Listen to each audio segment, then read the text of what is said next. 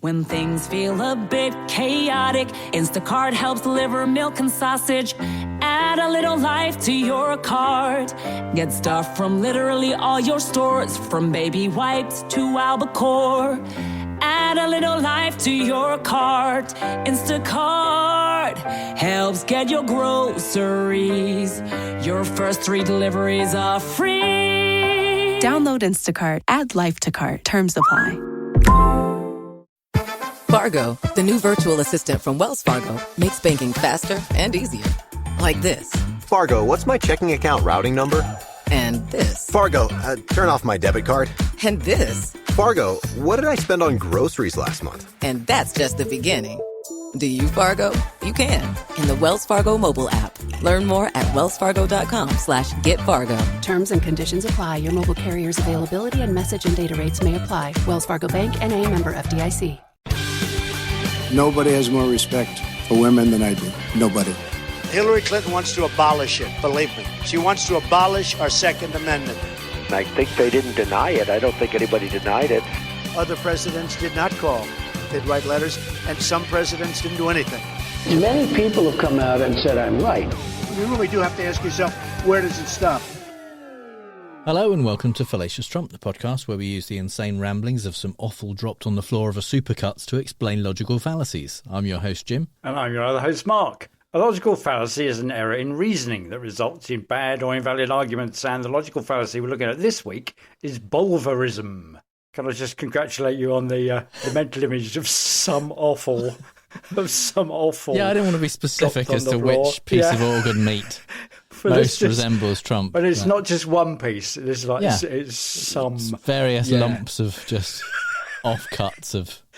lumps of innards. So, brilliant. Bulverism was coined actually by C.S. Lewis in an essay that he wrote of the same name. So this is a quote from C.S. Lewis. The modern method is to assume without discussion that he, someone you're arguing with, is wrong, and distract his attention from this, the only real issue, by busily explaining how he came to be so silly. In the course of the last 15 years, I have found this vice so common that I have had to invent a name for it. I call it Bulverism. Someday, I'm going to write the biography of its imaginary inventor, Ezekiel Bulver, whose destiny was determined at the age of 5 when he heard his mother say to his father, who had been maintaining that 2 sides of a triangle were together greater than the third, "Oh, you say that because you're a man." At that moment, E. Bulver assures us, there flashed across my opening mind the great truth that refutation is no necessary part of argument. Nice. The modern method. That was the modern method written in 1941. That was 1941, yeah. So he created the character of Ezekiel Bulver specifically for this anecdote and thereby called the fallacy Bulverism. And the fallacy, therefore, is... when, during an argument, you don't refute what the other person is saying, you just explain why they're saying it, why they are so silly as to believe or claim something. Yeah, that's quite interesting, isn't it, that he says it's to assume that he's wrong, the other person, and then distract his attention from from the only real issue by busily explaining that they are, idiots, rather than... refuting an argument, rather than offering some kind of explanation as to why you don't address the underlying argument being said about the claim itself. You just say, well, you only believe that because of a silly thing about you. It's it's a little bit ad hominem, a little bit genetic fallacy mixed in there. Because it's where the argument is coming from that you're addressing, and something negative about that in kinds of motivated reasoning, so ad hominem circumstantial, which is like you would say that, wouldn't you? Yeah. Our first Trump example comes when he was asked a question about his recent comments that were inflammatory towards North Korea. Mr. President, you've said you want to send a strong message to North Korea. What do you say to your critics who say that your rhetoric is actually raising the tension? Well, my critics are only saying that because it's me. If somebody else uttered the exact same words that I uttered, they'd say, what a great statement, what a wonderful statement. That's amazing, isn't it? Yeah, he's not arguing that he hasn't been making inflammatory statements or that the statements are not negative. He's saying that the people who are saying they're bad statements are just kind of essentially out to get him. They will just say whatever he says is bad, and if someone else has said it, they wouldn't have said that. So in a way, instead of saying to the reporters, well, they would say that because they're stupid, they're only he's doing an about face, a kind of twisted back on itself version by saying, well, they're only saying that because it's me. Yeah. Because it's, as we know, it's always all about Trump. Yeah. And that persecution complex comes through in his response to all of the various indictments for all of the 91 felonies that he is currently facing charge for. And he says things like this at rallies. These are ridiculous indictments, and all they're doing is hoping for massive election interference. That's all they want to do. They want to damage the leading candidate, by the way, leading by far, I have to say. So he's saying the indictments are not because I've committed crimes, and he isn't addressing that and saying, I mean, he says, to be fair, has said on other occasions, I didn't do anything wrong. But in this instance, he's not saying, I'm innocent of all of these things. He's saying the indictments are because they are attacking me because I'm their leading opponent. So that's the point of them. They're not getting me because I committed crimes. They're attacking me. It's political persecution. They're just out to get me. And so this is the kind of thing they do. And in a way, it's also, he says they're going to, they want to ruin the election. They want to skew the election. And in a way, he's kind of setting it up, a bit like he set up the last election, whereby if he lost, it would be because there was corruption. Yeah. And he encouraged people to head to the Capitol and, just take a sightseeing tour in order to interfere with the election process as much as they possibly could. So he's kind of setting it up so that if he doesn't win, it's because they want to corrupt the election process, and people will be so incensed that there will be riots. Yeah. Well, this kind of mixes in with conspiracy theory thinking, because what we've seen from just the first episode that we looked at of Police State with the Dinesh D'Souza film, this is being used. I mean, we knew it anyway, but it's in there as well.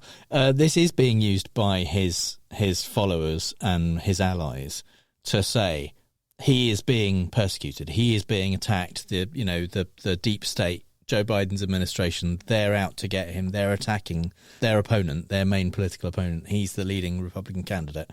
They're not saying, he is under indictment because of crimes. They're not even addressing the crimes. They're dismissing all of that in favour of they're attacking him. They're out to get him. Yeah. They're coming after him. And when you say they're coming after the crimes he committed, they are addressing the crimes, they have lots of evidence of the crimes, they just kind of ignore all of that stuff and say, well, it's unacceptable in America to go after your political opponent. Yeah, well, and that's what they're doing. But they're not, because he's not being held to book for the crimes by his political opponents. It's not politically motivated. It's motivated by the law. Yeah. It's people who want to see the rule of law and uphold the law are noticing that these things were ever so slightly illegal. So they're kind of just pointing that out to him and saying, "Yeah, would you like to come to the big house and explain yourself? Because these things we think you did, they are in contravention to the law, so we think you should be being held to book for those." Yeah. What do you say, Donald? But the more he can convince people to see it as just political persecution and just them out to get him, the less it matters what evidence is put forward or if and when he is found guilty of any of these things. Because by that point, all of his followers don't care. If as far as they're concerned, like I was saying about the conspiracy theory thinking thing, that's just evidence that they're good at being out to get him. If they manage to get convictions, and even if they were to manage to get him to go to prison or anything like that, that's just evidence that they've succeeded in their task of being out to get him. Being out to get him, and the judges are in on it, and the juries are in on it, and they're all biased against him. They won't believe the evidence or the fact that he's been found guilty of these crimes. It won't matter because it's all just because they're out to get him. The crimes are incidental. Yes, because he's peddling the persecution thing. Yeah. And almost, well, with the byline of the police state is, if it could happen to me, it could happen to you. They're only indicting me because I'm standing in the way. It's a bit in brackets has been ignored, isn't it? Yeah. If you've committed, dozens of heinous crimes, then they will come and get you. Yes, they being the law. Yeah. And now is the time, I think, for Mark's British politics corner. Speaking of the person who's at the top of the tree this side of the pond, Rishi Sunak was exercising, is that the right word? Utilising, he was doing the fallacy this week in Prime Minister's Questions. Last week's Home Affairs Committee, it's extraordinary. The representatives of the Home Office in charge of immigration were unable to come up with any numbers at all regarding immigration in answer to questions put to them. It's not like it's their job or anything, is it? No, quite. And even Lee, 30p Lee Anderson, was asking things like how many immigrants got sent back over the past year. And there was a shuffling of papers, and no, but they just didn't say, well, we'll have to get back to you on that. And even the chair at the end said, when you came to this meeting, what questions did you think we were going to ask? You people in charge of immigration. Yeah, this is Diane Abbott levels of preparation for a meeting, isn't it? Yeah. You would need numbers. The people on the committee were saying to them, here are numbers of people. Where are they? And how many have you processed? And where have they all gone? And all that. And they had no clue. They could not respond at all. There was shufflings of papers. People kind of just moved things around behind them. Even somebody said, there's a massive big folder that looks like it's full of papers on the benches behind you. Your advisors are helping. Can they find anything? No, they couldn't. So they flipped through the thing. Nothing. So this week in Prime Minister's Questions, Keir Starmer brought it up. Madam Deputy Speaker, last week the Home Office admitted that 17,000 people in the asylum system have disappeared. Their exact words, it's hard to believe this, we don't think we know where all these people are. Now, you might lose your car keys, you might lose your headphones, you might lose your marbles. How do you lose 17,000 people? Well, Madam Deputy Speaker, I mean, on the topic of football teams, he used to describe this Rwanda policy as immoral, and yet his football team has a Visit Rwanda badge on the side of them. Yeah. Did he answer the question? No. Yeah. So 2 questions prior, Starmer had referred to Rishi's team that he purports to support in soccer, Southampton.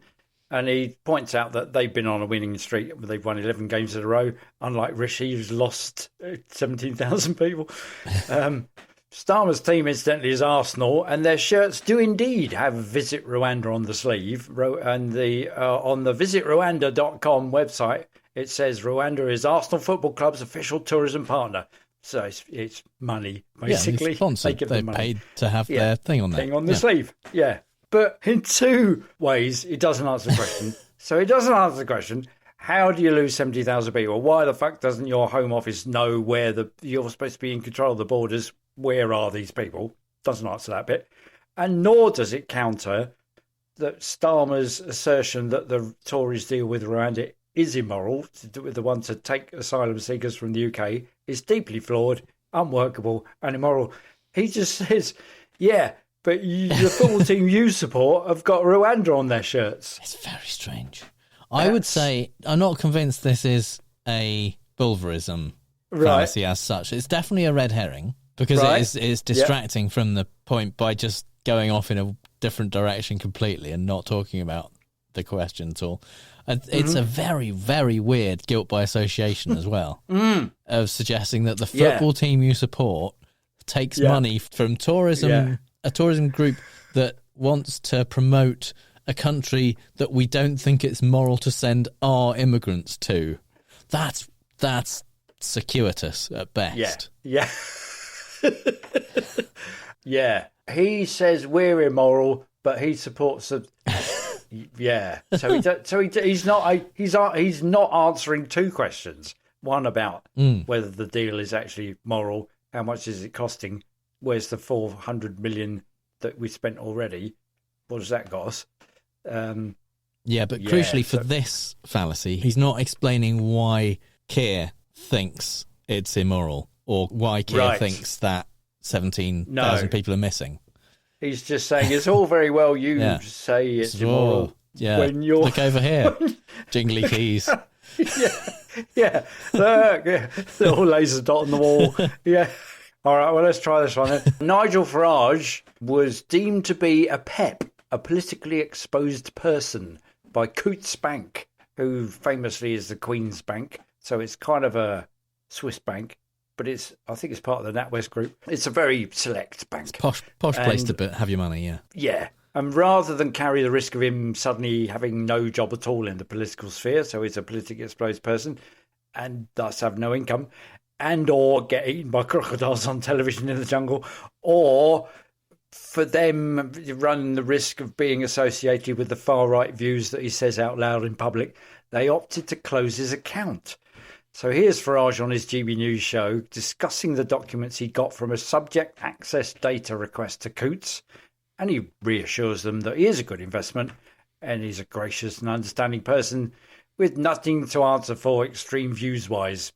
Yeah, no, he doesn't do any of that. The word Brexit is mentioned 86 times. I get the feeling the corporate banks will never forgive anybody involved with the campaign. And appallingly, the word Russia is mentioned 144 times. Yes, all part of the Russia hoax.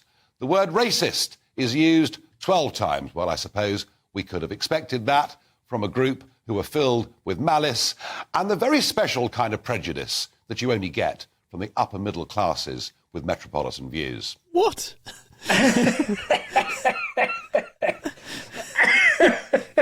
So, it's brilliant. Yeah, no, I mean, I'll give you this one definitely because he's saying that the only reason Coutts that only think he's a racist person who is responsible for Brexit and too closely linked to Russia is because of their metropolitan views. Yeah.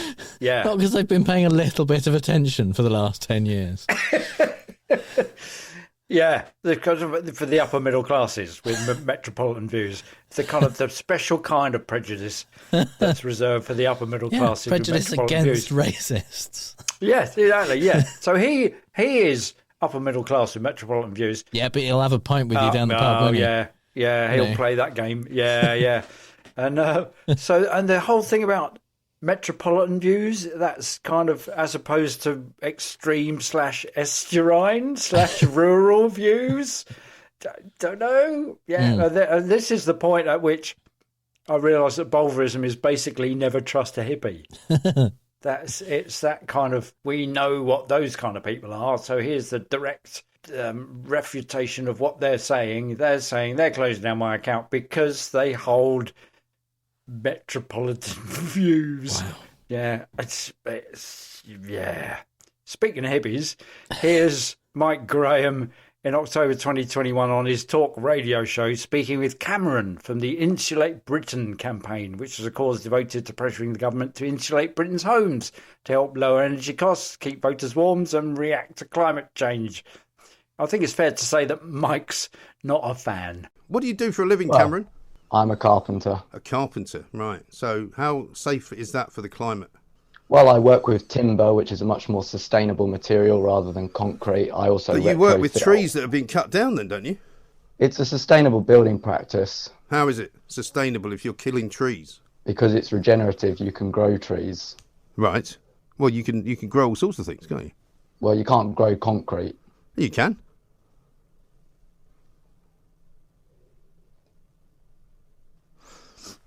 See you, Cameron. Cheerio. That was Cameron. He grows trees and then cuts them down and then makes things from them. Brilliant. Marvellous. I don't think I ever want to talk to any of those people. So the silence that followed the you can grow concrete. Yeah, you can. Yeah, was a genuine massive gaffe left by the aghast and amused Cameron. I mean, what can you say to it? Yeah. There is no answer to you can grow concrete. You have to just look at the person and let them sit there and think about what they've just said. And I think what's happened is the kind of the background noise in Mike Graham's head has risen to such a point where he's thinking, oh my God, I've got to have to get rid of him. Oh, no. I'm hoisted by my own stupid petard. Yeah. So he just goes, cheerio, and cuts him off. And whilst not saying it in so many words, he's intent on dismissing anything Cameron says, because he didn't think he ever wants to talk to any of those people. Well, also because Cameron is the kind of person who will grow trees and cut them down. Yeah. So those people. Yeah. And then grow more trees whilst he's cutting it. So they're planning to cut these ones down. So we'll plant some others. Yeah. And in 15 years' time, they'll be ready to cut down. Yeah. It's not like that's kind of been a management process for timber forever. Since farming. Yeah. Since forever. Since trees. Yeah. Wow. So he's just dismissing anything those people say just because they are those people.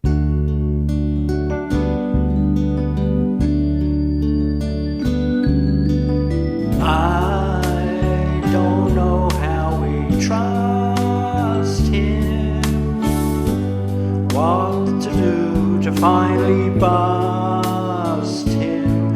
He's a fraud, he's just a fraud, and he's faced so many boards before over very many days. It's just one more. How do we bring him down? Should we scream and shout? Can we speak of jail? Never let him out. How did it ever come to this? For fuck's sake, lock him up. He's such a fraud. He's such a fraud. Yvonne Elliman there with I Don't Know How to Love Him from Jesus Christ Superstar, which is the story of Boris Johnson at the COVID inquiry. And so, in the Fallacy in the Wild, we like to talk about the fallacy of the week from a non-political perspective. And our first example this week comes from Friends. Yay! This is an episode where Joey's moved out, Eddie's moved in, and Chandler is missing his friend. And they turn on Baywatch and chat over the phone while it's on. Can you believe they gave Stephanie skin cancer? I still can't believe they promoted her to lieutenant. You're just saying that because you're in love with Yasmin Bleeth. Well, how could anyone not be in love with Yasmin Bleeth? You're just saying that. Oh, God, that's just reminding me of Eddie. Oh, Jesus. Fruit drying psychopath. Completely forgot about him. Whoa.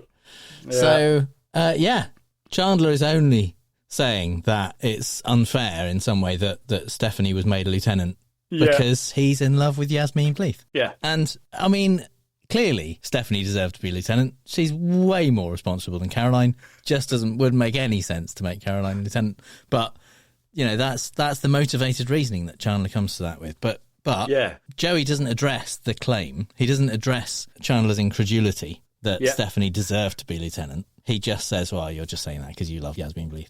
Yeah. So. And fair enough, Chandler kind of comes back and said, well, that's not an unreasonable assumption. Who wouldn't be in love with Yasmin Bleeth? Yeah. So it's kind of, in a way, he's responding to Joey's erroneous rebuttal and just saying, that's right. So he's kind of neutralising it. He's saying, right, now answer the proper question. Yeah. So our second example comes from Sister Sister. Ah. You women always get so emotional over nothing. You women? Being a woman has nothing to do with it. You're only saying that because you're a woman. So it's very close to the original Bulver. Yeah. You're only claiming that two sides of a triangle are bigger than the other one because you're a man. And in this case, Jordan is claiming that the only reason she is saying that women don't constantly get over emotional about everything is because she's a woman. And he's not addressing her upset over that phrase, which obviously he should, as her boyfriend, first of all, not have said, and then second, recognise that and why she's upset about it, rather than just doubling down. This actor, Dion Richmond, was Kenny on The Cosby Show, Rudy's friend. Ah, right, who in exactly the same way was like a 6-year-old misogynist who was constantly, because he had an older brother who didn't give him good advice about women, and so he was constantly saying, well, you're not going to get married to anyone, and if you do, you'll have to cook them meals and clean their stuff and that kind of stuff. And he's this kid. It was funny because he was young, but he's the same guy. Yeah. Why does he keep getting cast in these roles? That's so weird. What's he done recently? He's a producer and actor still. Oh, okay. He's not a kind of grouchy, older, middle-aged guy who's dispensing erroneous advice to his son. I mean, there's a lot probably. of stuff of his I haven't seen, so I can't say that every single character he plays has this view of women. But I think,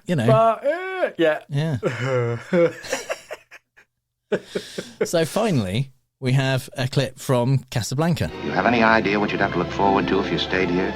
9 chances out of 10 we'd both wind up at a concentration camp. Isn't that true, Louis? I'm afraid Major Strasser would insist. You're saying this only to make me go. I'm saying it because it's true. So, Ilsa claims that the only reason he's telling her they're going to be in trouble with the Nazis just to make her go is so that she'll go with Victor. Yeah.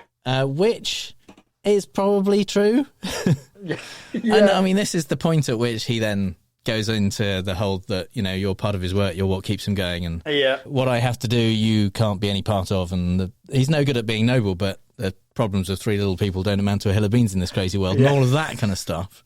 But this whole speech is his attempt to convince her that actually what needs to happen is she needs to get on a plane with Victor, he needs to go off and fight the Nazis, and that's the only way it's all going to work. But rather than addressing the argument of them ending up in a concentration camp and saying, well, we can flee from here. I'm sure that Louis can help us out with some exit visas, and we've got other options. Together. There's a fucking plane on the tarmac. We can go anywhere with it. She instead addresses the reason he's saying it. The reason he's telling her that she's in danger is because he's trying to convince her to leave. So we're gonna play Fake news, folks. I love the game. It's a great game. I understand the game as well as anybody. Yes, it's time for Fake News, the game where I read out 3 Trump quotes, 2 of which are real and 1 I made up. And Mark and this week our special guest Ian have to figure out which one is fake news. Before you go any further, I'd just like to point out, Ian, that it's all levelled against us. And you might accuse us, Jim, of saying that because we're constantly trying to distract you. But that's just the kind of thing that you would say because you're utterly biased when it comes to being even-handed. Mark, I would say to you that I think you do really well in this, because what is the score? It's about 64 out of 127. Currently just over 50%. Yeah, just over 50%. But when you think about it, if this was at random, you'd be at 33%. Yeah. So you are. I'm way. You see, he's been playing it down all this time. He's saying, "Oh yeah, you're like," as if it's a one wrong one, one yeah, right no, one. Don't. But I would say that's exactly the kind of thing you would say because you're on Mark's team. In the spirit of this week's fallacy, yes. Yeah. Mark, I would not let Jim push you around like this. I would say you're doing far better than random, especially over the last 2 months or so. Mark hasn't missed one.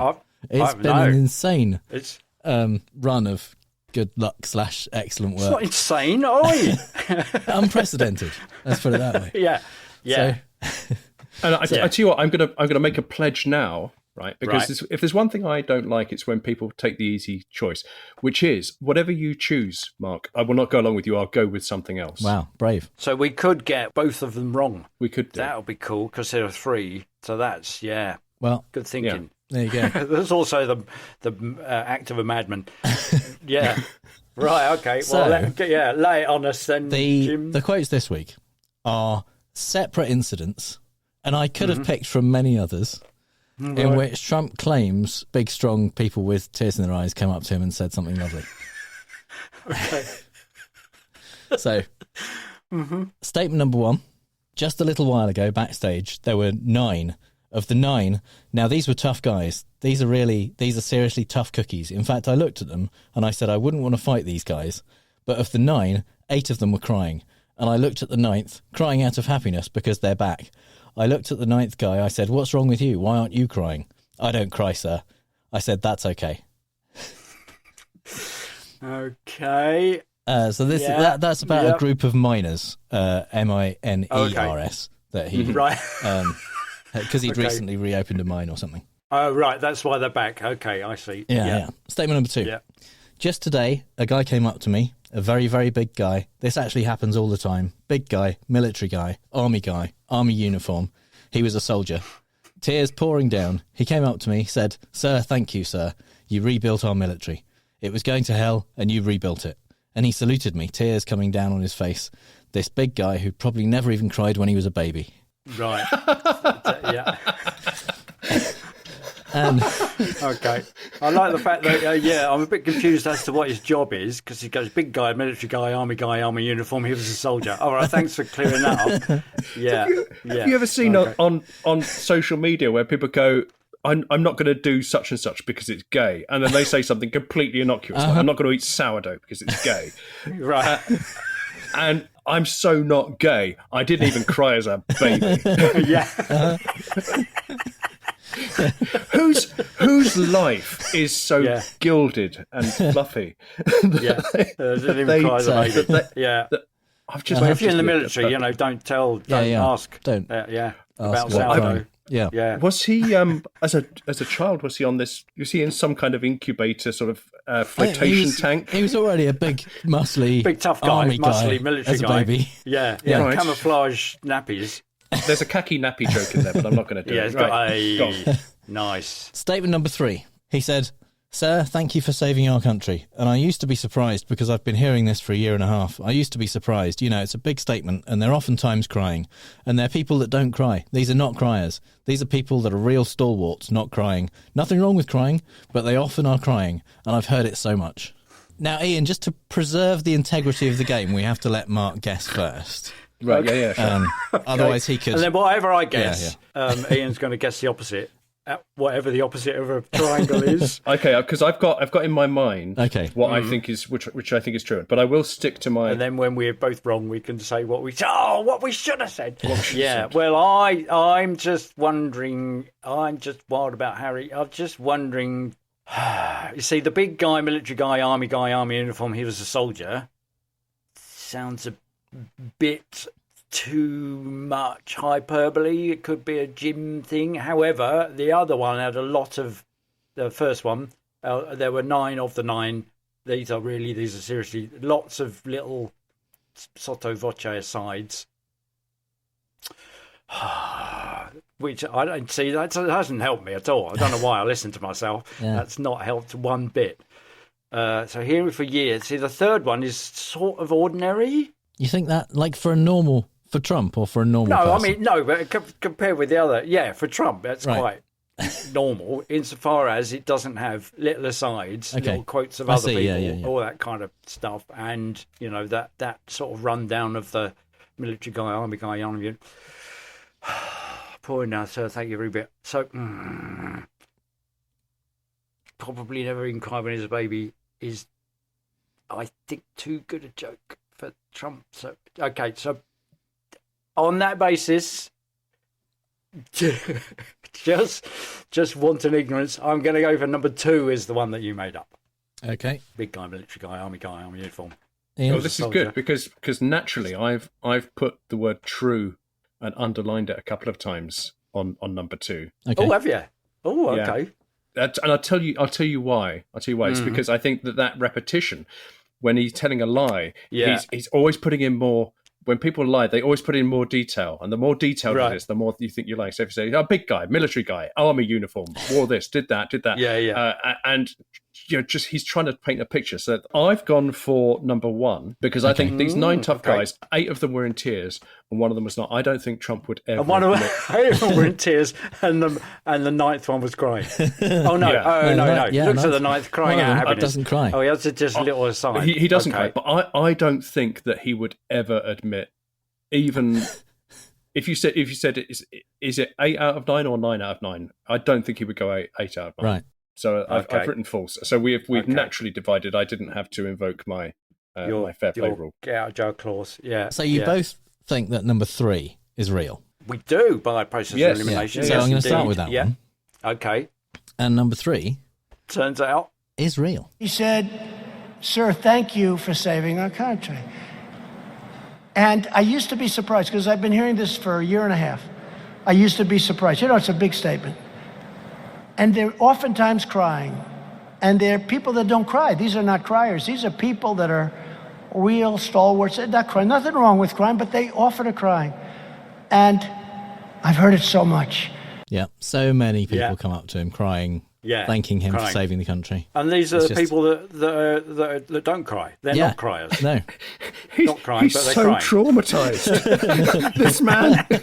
This man is so damaged. Listen to him. He's saying there's nothing wrong with crying. I wouldn't. You wouldn't catch me doing it. No. What have I got to be? Yeah, no, in the process of looking for these, I did find a couple of quotes of his from saying, first of all, he's not a crier, but also he doesn't like other people crying. He talked about John Boner and Meatloaf when he was on Celebrity Apprentice, kind of sobbing uncontrollably, and he says, "I don't understand it. I don't like it when people do that." So, yeah, Jim, I have to ask Jim, after this recording, are you supported in any way emotionally? I just go quietly cry by myself in a room. Yeah. And he's not a crier. He's a stalwart. He's not the kind of guy that cries. Yeah. Well, because Jim is also he was professionally traumatised at the British Board of Film Certification, where they offered you trauma counselling, didn't they?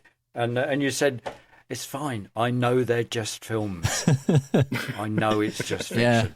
Yeah. No, they did. They put a psychologist in place for us in case we needed it, and that got out to the papers, who then put the headline that said, "Dawn to dusk sex puts censors in therapy."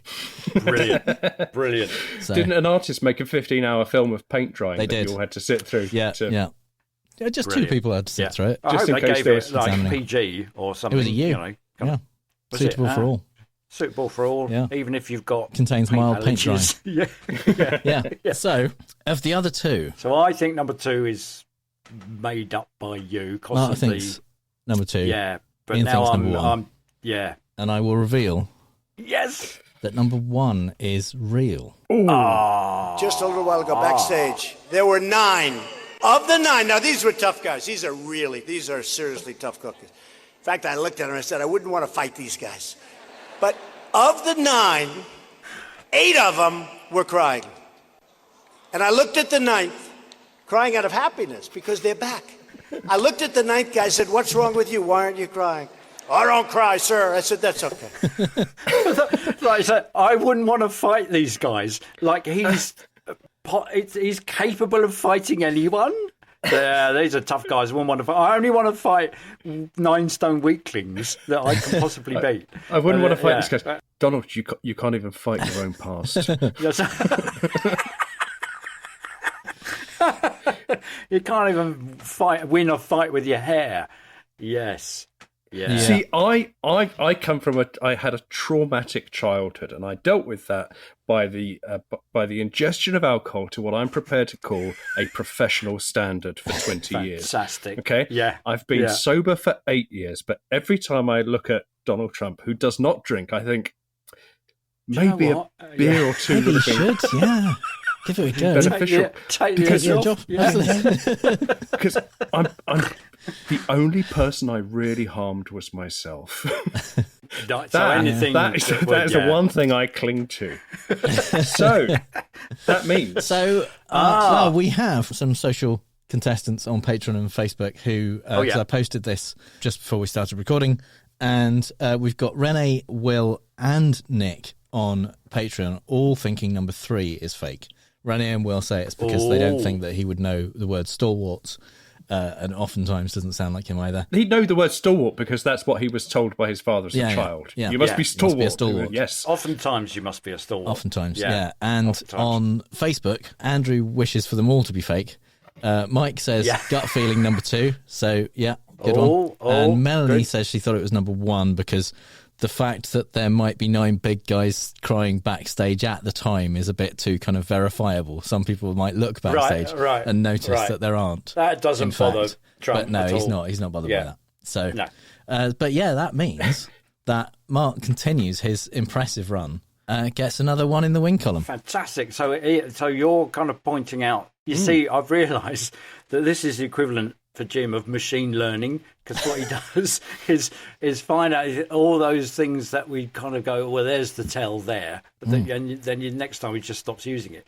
But that rundown, the big guy, military guy, army guy, you're right. That is a Trumpian thick trope when he does he makes the lie more visually realistic. Wow. Me and Melanie are a team of our own, and do you know what, Ed? Trump having 9 big strong men delivered backstage to him is not what I expected on his rider.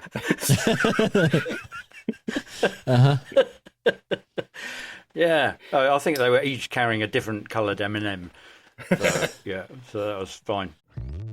Hello, Saver.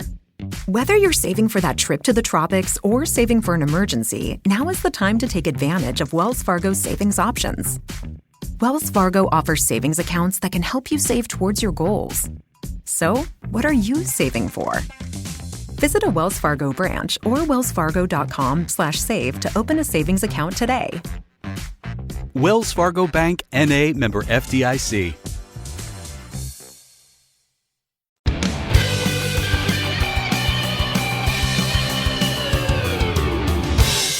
And it's time for the part of the show that this week, at least, is called Ian Hawkins is Not a Logical Fallacy, because as you already heard in the fake news section, we have a special guest. Ian Hawkins is an author, speaker, business journalist, comedy writer, stand-up, and most importantly, was the writer and host of the QED Quiz this year, which was an excellent quiz, and I do like a quiz. It was a very good one, and we didn't come first, but we did all right. I tell you what, Jim, you won a moral victory. Yeah, absolutely. Yeah.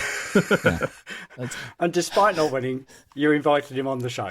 Yeah, even though I felt slightly better about some of the questions. Yeah, it wasn't really the questions. It was my answers, really, that were the problem, in that they weren't considered right. So, yeah. Ian, welcome to the show. Hello, Jim. That frightened me. I first of all, I think I have to argue with the title of this about me not being a logical fallacy, because I suspect, having listened to your show for a bit now, I'm just a mess of them. A complete mess of logical backwards and all kinds of things. I think we all are to a lesser or greater extent. Yeah. So I was sitting around a table, as I often do as part of my job, and I said to this woman, I said, we never make a decision based on logic. It's always about emotion. It's very, very, very unlikely that you've ever made a decision based on the facts. And she said, well, I'm a property developer. That decision is always based on the facts. It's what property do I buy, what can I afford, and what is going to net me the most money. So I sit there and I do a spreadsheet. And I said, great, so you know how difficult it is to actually make a decision based on raw data. Yeah. And I said, why is it that you want to have, the best return on your money? Which is like not a question people often ask, but why do you want it? And she said, oh, when my mum came to this country, she had nothing, and we grew up really poor, and I wanted to give her. And I was like, right, so completely emotional. You want to give your mum a nice retirement. Yeah. And she didn't say, well, no wonder you said that because you're a man, which is the subject of this week's fallacy. Yeah. But also the property development and the price of stuff is completely up in the air vis-a-vis Trump. Because it's all completely subjective, apparently. It's all completely, according to certain expert witnesses. Yeah. Expert. Yeah, I lost the opportunity to come to the QED this year because I was playing a gig at somebody's 60th birthday. Oh, the guitarist from my band, and so I think I clashed. So what was the process like creating the quiz for a room full of skeptical thinkers and people that can see through magicians and, know exactly what the answers are before you've even got to the second word in the question? It was tricky, but I really worry about quizzes when I write them. One of the things I do is a sports quiz. I'm the resident quiz host at the Ivy Club, and every year they have a sports quiz, and they fill the place with sports people. And I don't like sport at all, so I never know what a good sports question is. Whether it's who won the FA Cup in 1984? I don't know. Yeah. And whether people that know sport would go, that's easy, or no, that's completely impossible. Yeah. And so for this one, I just crossed my fingers and hoped that being a little bit esoteric, and I tell you what, being a listener to the No Such Thing as a Fish podcast saved my bacon on that one. Right. Because that you need something a bit quirky, you need something a bit sciencey, you need something sports adjacent, and that was it really. It was a bit of a hope for the best and try and carry it through with what I'm pleased to call a force of personality. Well, it went down very well, and you hung around for the weekend, didn't you? And did you get to go to some of the talks? I did. I've got one of the books on my desk, Being Unreasonable, which I loved. Okay, yeah. I knew that as soon as somebody said, buy my book, there's no logic in that at all. Yeah. So I just go, yes, you're brilliant. That's how you talk. I'll buy your book. Yeah. So you hung around for the whole weekend, and was there a moment when you suddenly thought, oh, I think I might have found my tribe? I was at QED last year, but I had a terrible time at QED, not for the fault of the organisers or anything, but I had 3 members of my family die in that weekend. Oh my God. I sort of went home to sort of talk to my mum. And they're all elderly, but even so, 3 in a weekend is a bit much. Yeah. And so I got to Sunday morning and I thought, I can't be here. Yeah, no, fair enough. I can't make small talk. So I thought, I promised myself I would come back. Well, that's fine, because neither can anybody else at QED. Sorry, listeners. Yeah. No, but I've made a couple of good friends, and it was quite nice to go in on after having not seen them for a year, walk into the bar and go, oh, hello. Yeah. That was quite fun. Yeah. Well, I mean, I hope you'll be back another time, because we'll definitely be there. Well, I'll definitely be there. Mark is very flighty about these things. So. Can we talk a little bit about the strange nature of podcast fame? Absolutely. Which you two will be basking in right now. Do you find people feel intimidated by the fact that they put you in their ears for an hour every week? We found it absolutely fascinating, because we had, I mean, basically there's a number of the people there, like the Puzzle in the Thunderstorm guys and the Knowledge Fight guys, people like that. I found myself weirdly starstruck by running into Heath. Absolutely. Right. So I listened to them. I've been listening to them for years, and I felt exactly that. I was like, no, I couldn't even bring myself to go and talk to them until the Sunday evening. Yeah, there was a moment. I was like, there he is. And I was like, no, I've got to go and talk to them. Come on. And we did have a couple of people come up to us and kind of say the same thing. Fanboy. Yeah. It's very strange. I'll tell you an absolutely true story. Right, a friend of mine is a reasonably big comedian and said, "Oh, I'm doing QI. Do you want to come to QI and see the recording?" So I said, "Yeah, of course, I'd love to." So went to QI, and afterwards he said, "Come on down, we'll sit in the green room, we'll have a drink." So we go down to the green room, and I'm with my partner, and we go in and we have a drink, and then in walks the rest of the panel.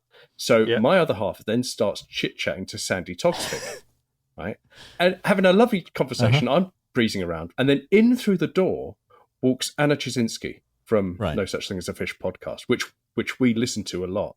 And I said, "Hey, why don't we go and talk to Anna Chisinski?" And my partner just went, "Oh no, no, I'd be so embarrassed." So maybe you're right. Maybe when you said, people that have us in their ears, maybe there's something about the intimacy of... It is curiously personal, isn't it? And there's also a tendency for podcasters to reveal quite a lot about themselves and their lives and all of that kind of stuff. So you really feel like people. Yeah, it's the difference between doing telly and radio. And telly, that you're talking to millions of people. Yeah. And if you do radio, you're talking to one person. Yeah. Terry Wogan was once asked, how many listeners do you have? I think the Queen asked him. She said, "How many listeners do you have?" And Terry just went, "Oh, just the one, ma'am, just the one." And I used to do a radio show on BBC Three Counties, and I would always refer to my dear listener And Right. I think once or twice that was literally true. Yeah. But I always thought of it as just one person. Yeah. On the other, sitting Then on the we other side of the that nearly cued Jim's Terry Wogan impression. Yeah, any opportunity. No, but yeah. I had a friend who was a BBC news reporter, and he would do outside broadcasts, and so the only way he could get through it was just to pretend that the transmitter was down, the camera was broken, he was just talking to the cameraman. No one's going to see this. This is fine. This is just me in a field. Yeah. Yeah, with an entire crew the other side of the camera. But I think the notion that we're broadcasting to one person, or in fact, I think even in a podcast, that it just happens that we're chatting to each other about all sorts of stuff. Yeah. But it just so happens that we're recording it, so we are constantly surprised when downloads hit more than double figures, and that people come up to us and say, "Oh, yeah, I've been looking for you," which happened last time we were both at QED. Somebody came up to us wearing the Fallacious Trump T-shirt and sort of announced himself. "I finally found you. I finally found you." Oh, that's our T-shirt. So it's a surprise and a joy for us. I mean, it's just genuinely. I mean, I'm not good at meeting people and making small talk. I like starting a conversation. I'm terrible at it. I absolutely loved the fact that people came up to me and talked to me, because I like having the conversations and meeting people. I just don't want to start that process. So so that really works for me. Yeah. What? And I suppose, do you ever feel that you've become an authority, and that what you say kind of carries more weight suddenly? Oh, we're what were we called? Yeah, well, one of the world's leading authorities, according to one podcast interview we did.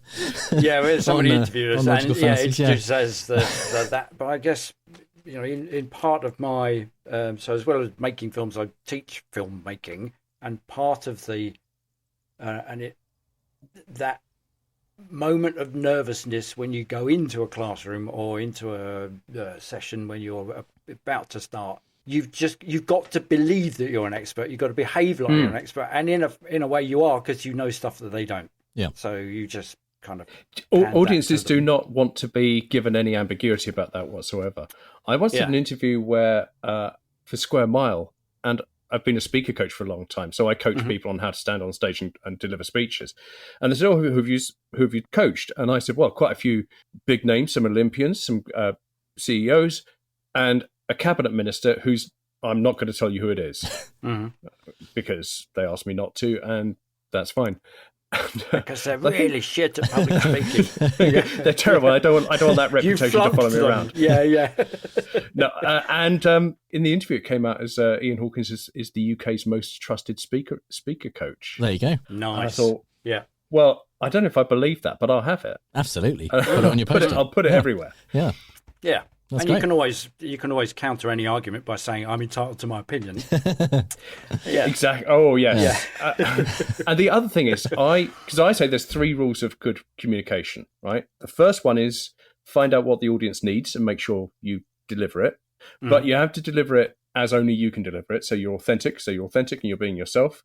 And the last thing is you do have to be in charge. So you have to be absolutely in charge of everything you talk about, and you have to be in charge of the space. So once you've nailed those 3 things, everything else follows. And if somebody says you're wrong about this, you can turn it to say, "Well, that's my authentic experience."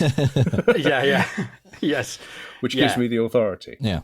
And you've written about changing minds through stories rather than through data, as you mentioned. Kind of people don't change their minds through data. Yeah, because stories are this. I think humans have got this brilliant way of seeing patterns and seeing shapes and imposing shapes and patterns on things. So you see a shape in the clouds, you go, "Oh, it looks like a face." In fact, it looks like my grandma, or it looks like a dragon, or whatever. So we're really good at imposing patterns on the world. And when we look back on stuff, you must have been in the situation where somebody says, "What happened to you last weekend?" And you say, "Oh, this happened," and then the friend you're with says, "No, it wasn't quite like that. It happened like this." And somebody else goes, "No, this happened."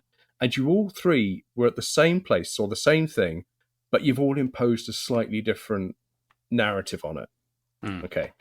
And what it is it's your memories, and your brain imposes this pattern on your memories and reorders it and reshapes it into a story that puts you in the heart of the action. Your brain is not a recording device.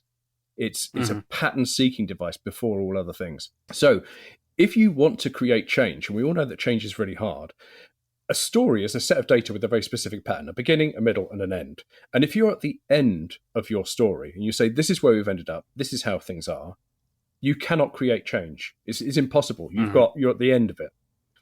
And the only way to change is to put yourself right at the beginning of a story, because every story in the world is about change. There's a crisis, you make a decision about it, and the crisis is resolved. Okay? So when you go into your office, this is me doing my sales pitch, when you go into your office and you're trying to introduce a new piece of technology or a new process or whatever, and people say, no, but we've always done it like this, change is really difficult, because they do not see that they're actually at the beginning of a story where that new thing comes in. And you have to get people understanding that a decision lies ahead of them. Yeah. So in the way that one's brain orders things into patterns, is that based on past experience? So, what determines how your brain sorts things into patterns? Because we have been, here's my neat segue, we have been looking at, as part of our kind of sister program for the patrons, we've been looking at Mary Trump's book about Donald Trump. And it's basically a big thesis. It's very, very narrative storytelling kind of way, which is very compelling. But her thesis is Donald Trump is the way that he is because of his dad. Yeah, because she's a clinical psychologist as well as his niece. Yeah. So she's looking at kind of the pathology of Trump. Yeah, but I mean, trauma is a really interesting thing, because we can go through all kinds of stuff, but if we don't have agency, then it becomes trauma, right? So, yeah, I always think of how happy I was to get quite badly hurt if I was going out and playing a good game of rugby at school. Right. But an injury that was inflicted on me that I had no choice over would be much more traumatic. So I spent most of my childhood in hospital, and I was born with heart disease, and I had a long and very difficult time in hospital getting my heart fixed. And it was a time, I was born when, the chance of survival from what I've got were not good. It was, low percentages. And the idea was, he seems to be walking around okay at the moment, so we won't fix it unless there's a problem. Spoiler alert, there was a problem. And when I left hospital, people said, you've got a great story. You're a survivor. And of course, I wasn't really a survivor. All I had done was be entertained while the medical profession did their business and my body healed itself. And I had nothing to do with it. Long trauma. And the long tail of that, which I will not bring the mood down with, was, lots of very self-destructive behaviour. But then COVID came along, and I found myself back in hospital, back having all the symptoms of my heart not working properly, back having trouble breathing, all of that. But this time I had agency, and I sat there, and it was 3:00 in the morning, and I seriously thought I was going to be permanently disabled by COVID. Sitting in hospital thinking, this is it. You probably got 6 hours of solid work in you per week, if you're lucky, rather than 40. So what are you going to do with that 6 hours? The only way you can keep the lights on and keep paying the mortgage is by making sure you do something really high value to the top of your talent in those 6 hours. So I started a business. It's 3:00 in the morning. I got my iPad out. I built a website, and I built a business there and then, because I knew it's the only way to keep the lights on. Newsflash, I got better. But fab, because you've only been working 6 hours a week ever since. It turns out the 6 hour dream was just that, and was probably a result of not being being slightly deoxygenated. You wonder what the other perception was. I sat in that hospital bed, and there were 3 other guys there, and there's one waiting for a bypass, one on end of life, and one who was completely away with the fairies. And I did think, as somebody walking past would go, who's that young man among all those, all those sick old people? And then I thought, maybe that's not what they're thinking. Maybe they're thinking, 4 blokes in there, God's waiting room, that don't look good. It was a real slap in the face to think, actually, I look terrible. But also, you kind of touched upon that. You liken the flawed and traumatized individuals to the great and the good of our leadership, in politically speaking. I use the term advisedly because we've learned that about Trump. I mean, is there a correlation between flawed individuals and their outrageous coping mechanisms?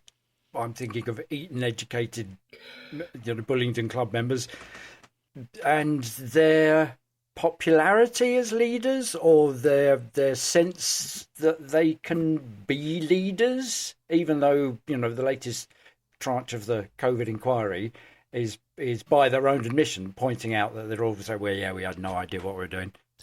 It's the incompetence that gets me. I mean, who do I not like politically? Thatcher, right? Fine. Was she competent? Yes. Did she do what she set out to achieve? Yes. Without wanting to do a sort of Keir Starmer here, you can go. If nothing else, the core business of the UK was kind of protected during Thatcher. Okay, I think that what they did was they looked at this age of spin with Blair, and they went, "Oh, good, reality is totally plastic. You can do with it whatever you like." And every time Johnson says something, you go, "Oh, you're just telling me what you think will convince me, not what is true, but what you think will convince me, what will make a convincing argument." You see it in the papers, and you go, "That's not an argument. That's completely not an argument." But you're saying it because it's the thing that you think is the fig leaf that will work. Yeah. And for me, the one that I cannot get it out of my head is when Dominic Cummings went to Barnard Castle to test his eyesight. And it was Nick Ferrari talking to Michael Gove. Yeah. And he says, do you ever do that? Do you ever do that to test your eyesight? And Michael Gove goes, "Whew." And in that moment, you can see that Gove knows that he's not telling the truth. And he knows that Dominic Cummings is not telling the truth. And not only does he know that he's not telling the truth, he knows that Nick Ferrari knows he's not telling the truth, and that the audience at home does not think he is telling the truth. But he is playing this game that as long as I say these words, as long as I say it is acceptable to get into a car and drive it to test your eyesight, that is enough. It doesn't matter how outrageous the lie, but as long as we all keep saying it and all keep saying it, the form of words, all remain in office. It's like they think they found a cheat code for reality, where it's just this isn't how it works. We all know this isn't how it works, but we'll say it. It'll be fine. And the thing is, we all know the people listening, and you think, who are they? Because they refer to them often as the British people. That was Braverman and Patel, and now cleverly, outrageous immigration policies are fulfilling the will of the people. Which people? This is the thing. You can put in the place of Barnard Castle, you can put absolutely anything. We're going to send what I've seen people argue. Why are we looking after all these immigrants when we've got homeless people? And you think, well, what is it that makes you think the government cares about homeless people? What is it that makes you think, oh, we would love to give homeless people money, we'd love to help single mums, we just can't afford it because of all the immigrants. Because all the immigrants. It's like, coming over here, being homeless or taking up our park benches. Or trans people. Now, the trans debate is something I don't really want to get into because it's about people's personal lives. And you want to go, right, so should trans people be involved in sport? And you go, well, sitting back from it, I don't know. But I'm not sure how it can be worked out. Probably by, for instance, in rugby, you get the rugby people to talk about it. And that's probably quite a good way of sorting out whether or not trans women should be playing in women's sports. Front page of the newspaper is probably not the best way to do it. Liz Truss saying, let's ban puberty blockers for kids.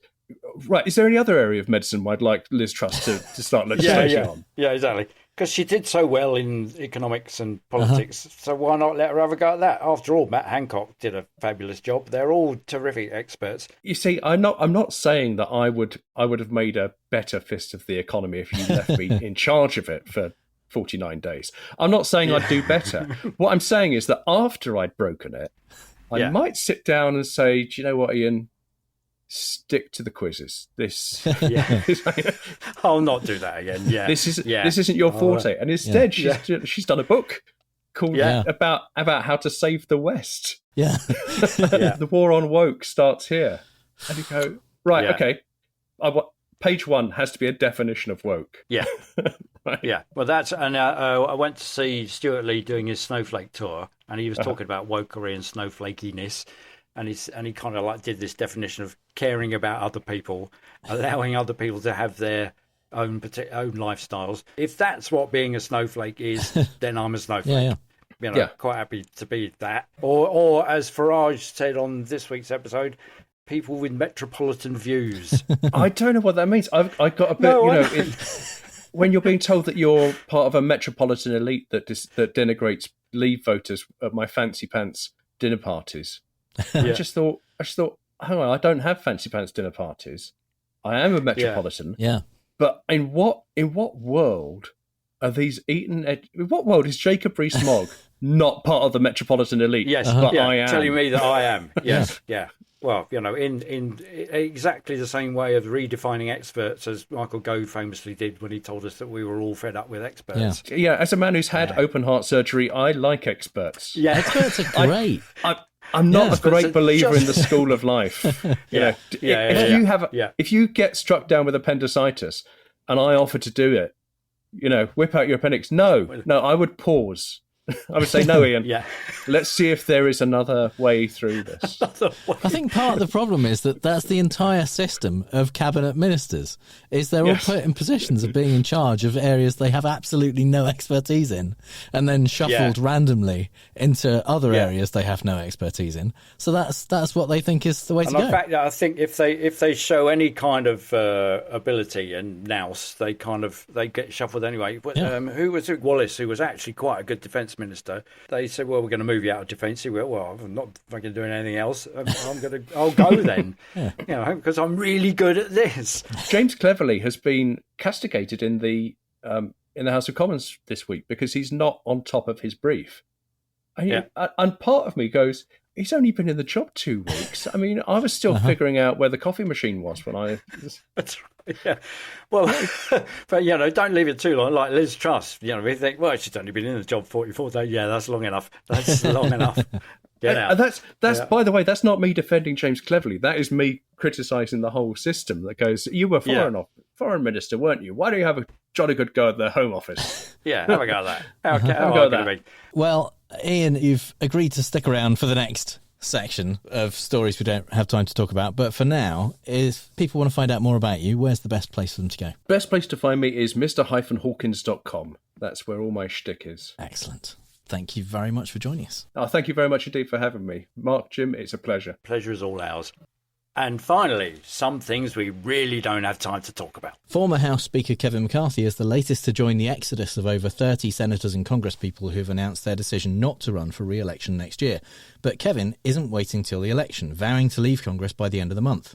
Of course, every exodus must have a Moses, and new House Speaker Mike Johnson announced this week that God chose him to be the new Moses in a series of late-night conversations he had with the creator of the universe himself. Not sure I love the idea of power being given to people who think they're on a mission from God. Much as I love the Blues Brothers, I wouldn't want them to be House Speaker either. But perhaps I was a bit hasty in assuming that Mike wouldn't reach across the aisle. After all, he explained on Tuesday that the reason it was taking a little longer than expected to release all the January 6th footage is because, quote, we have to blur some faces of persons who participated in the events of that day because we don't want them to be retaliated against and to be charged by the DOJ. And I think it's very kind of him to commit obstruction of justice to help all the Antifa, BLM and FBI folk who dressed up as Trump supporters and attacked the Capitol that day. His office later clarified that, of course, the DOJ already has all the unblurred footage, so Mike is just trying to make sure members of the public can't help them identify criminals. That's okay then. Much less obstructy. Ah, dear. He's such an idiot. The New York Supreme Court judge overseeing Donald Trump's fraud trial has reinstated a gagging order in a bid to prevent the former president from commenting on the case on social media. So that is the last we'll be hearing from Donald for a while. Sorry, no, my mistake. Seconds later, he posted a screed of messages on Truth Social, whining that he wasn't getting a fair trial and the judge's wife was almost as out of control as he is. Because if anyone is in control, it's walking id Donald J. Trump, the inevitable result of a child who once won a shard of parental affection by exaggerating the truth and has now spent the last 75 years repeating this pattern in the desperate hope of filling the aching void. Parents, stop listening to this podcast. Go and tell your children they are good enough. Do not let this happen again. Break the cycle. As to whether the trial is fair or not, listeners outside the US should bear in mind the American legal process is a complex and carefully balanced system of claim, counterclaim, and then Trump queering the pitch by placing full-page adverts calling for the death penalty of the Central Park Five, who it turns out were wrongly accused of murder. They were black, by the way. No reason for mentioning that, just making up the word count. Remember when it all looked like it wasn't going in Trump's favour election-wise, and how it seemed such a good idea to simply come up with alternative election officials who'd just say, yeah, he won. We counted everything, did all that stuff, and sure enough, the orange dude won. Of course, it didn't matter that they were fake, because when Trump got in, he'd simply overlook it all and call it legit. Well, seems like the latest bunch of 6 electors who falsely submitted documents claiming that the former President Donald Trump won the 2020 presidential election in Nevada have just been handed an indictment by a grand jury. The grand jury charged the fake electors on 2 felony counts, including offering a false instrument to be filed, registered or recorded in public office, in this case filing false election certificates, as well as forgery. All familiar things to us on the outside of Trump's camp, and to be fair, normal business practice within it too. This adds to felony charges against 16 false electors announced in Michigan, and this summer Fulton County, Georgia District Attorney Fannie Willis brought charges against fake electors as part of a larger indictment against Trump and his allies. Seeing the writing on the wall, fake electors in Wisconsin agreed to withdraw their erroneous filings pertaining to the 2020 election and publicly acknowledged that Joe Biden won the presidency after reaching a settlement with Democratic voters in a civil lawsuit. Better late than never, I guess. Let's see who's the first to be called a fake by the GOP when the Dems win things they're not expected to in 2024. Testimony in Trump's New York civil fraud trial is nearing the end, with Trump's final expert witness taking the stand on Thursday. NYU Stern's accounting professor Eli Bartov testified that there is no evidence whatsoever of any accounting fraud, which, to be fair, is what you'd expect from a defence witness, even one picked and prepped by legal heavyweights like Alina Harbour. When questioned about specifics, like the fact that financial statements valued Trump's Manhattan apartment at $80 million in 2011 and $180 million in 2012, Bartov chalked it up to an innocent error, saying that it's not fraud because if Trump meant to commit fraud by inflating the value of his apartment, he would have made some effort to conceal it. Because, as we all know, if you just walk up to someone, lock eyes with them, reach into their pocket and take their wallet, that's not a crime, because if you were stealing from them, you'd make some effort to hide it. Committing crimes in plain sight is Trump's whole thing, just like Rudy's whole thing is butt-dialing reporters and confessing to crimes on Trump's behalf. Bartov was similarly sanguine about the same apartment suddenly growing to 3 times its normal size in financial statements a few years later, accompanied by another hike in value to $327 million, and presumably felt the other 200-plus false valuations cited by Attorney General Letitia James were also the kind of inevitable mistakes that happen when preparing financial documents. What could lead a respected accounting professor to give such benefit of the doubt to such massive errors? In, I'm sure, entirely unrelated news, Bartov also testified that he'd spent around 650 hours working on Trump's behalf at an hourly rate of $1,350, adding up to almost $900,000 in fees. I can see why the Trump team chose him, because if you want someone to testify about the subjectivity of financial valuations, choosing an expert who values their own work at 2.5 times the average expert witness rate in New York is probably the way to go. And then they can write that off against tax, even though they're not going to pay him, because Trump never pays lawyers. Trump, like crime, never pays. Yeah. It's very hard to tell if someone is gay or not, but one big giveaway is that they co-founded a lobbying group that gets virulently homophobic legislation onto the few remaining unburned books in America. And so it was revealed that Bridget Ziegler, co-founder of Moms for Liberty, enjoyed 3 years of hot girl-on-girl action as part of an MFF menage a trois with her husband Christian. The Ziegler's hypocrisy is said to be breathtaking, but not so breathtaking as the tender yet assured touch of another woman during the commercial breaks on Bake Off. It's also overshadowed by the real story, which is that Christian is accused of sexual assault, though presumably he'd argue that treating women like they only exist for his personal gratification fits squarely inside the biblical definition of family values, while stuff like consensual fun with another adult doesn't. It's a sad fact that bad behaviour of a man is less of a story than a legal relationship between consenting adults. But that is the society the Zieglers were instrumental in building, so meh. This whole scandal could have been avoided if they'd simply both minded their own fucking business. Still, bisexual erasure is a real problem in the community, and I, for one, can't wait to see Bridget and her supportive husband stop chucking gay people under the bus and instead get on the bus and wave a rainbow flag and hope that none of the hot girls in the Pride route recognise them. I actually live near a church that holds regular conversion services. I know that because every Thursday the Grindr app on my phone crashes. There's something about the act of paying money back to those in your family that have loaned it to you that acknowledges they're helping you out, but also repays their kindness by showing them how responsibly you took their help. You didn't just take the cash and blow it and then ask for some more, knowing full well they'll give it to you because you're like a member of the Trump family or something.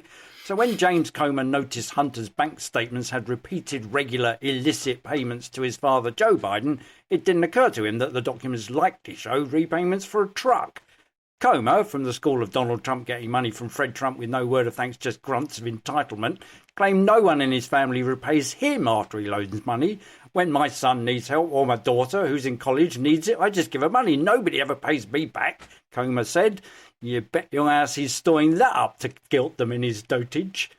So when the Bidens just behave like normal people, Comer thinks you can loan people money. If they pay you back, then you benefited directly from the influence peddling. Adamant that Hunter paying his father back in any form meant Biden had benefited from his son's overseas business. And of course, we'll gloss over Comer making no mention of his own business deals with his brother, who reportedly include Comer loaning his brother Chad $200,000 in 2019. His brother repaid him through land swaps. No, because that doesn't count. Hell, no dem Comer knows even owns a truck. Unless it's one of them ghost buses that turned up on January 6th with FBI dem woke Antifa dressed as Republicans on them. It's very easy to assume that when Republicans call themselves pro-life while enacting draconian laws against abortion, their motives aren't so much about life as about controlling women. One of the reasons that's so easy to assume is because it's objectively obvious any time they're required to show they're working. This week, there was a brief moment of hope in Texas, of all places, when Travis County District Judge Maya Guerra-Gamble ruled that Dallas resident Kate Cox could have an abortion. Kate and her husband desperately want a baby, but discovered at 20 weeks that their fetus has a chromosomal abnormality which is almost always fatal before or shortly after birth. Partly because Kate has had 2 prior C-sections, her doctors say continuing the pregnancy puts her at high risk for severe complications threatening her life and future fertility. Of course, if Republicans were truly pro-life, they would see that risking the life and fertility of a mother of 2 who wants another baby is the exact wrong thing to do. But on top of being staggeringly corrupt and unfit for office, Texas Attorney General Ken Paxton is a fucking monster. So he immediately announced that regardless of the judge's ruling, he would prosecute any doctors or anyone else who helps Kate get an abortion. And on Friday night, the all-Republican Texas Supreme Court issued an order temporarily halting the lower court's decision while they consider the case. I know there weren't any jokes in this bit, but sometimes you just have to rant. Fuck Ken Paxton.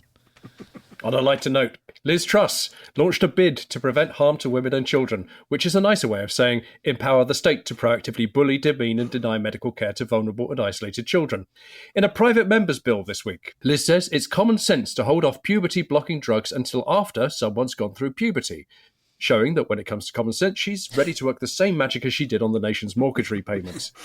Despite everything, I still hold a soft spot in my heart for Liz Truss for the way she kept Boris Johnson away from a formal role in the Queen's funeral, stumbling through a Bible reading with all the panache of a tired 6-year-old. It could have been him. It should have been him. He wanted it to be him. God love you, Liz. On a personal note, I was on stage in Paris when Liz Truss resigned as Prime Minister, and I noticed this sort of chuckle go around the room. And I said, what's going on? What's going on? And this voice came out of the darkness and says, Monsieur, your Prime Minister, she has resigned. And that was the day I learned the French word for schadenfreude is schadenfreude.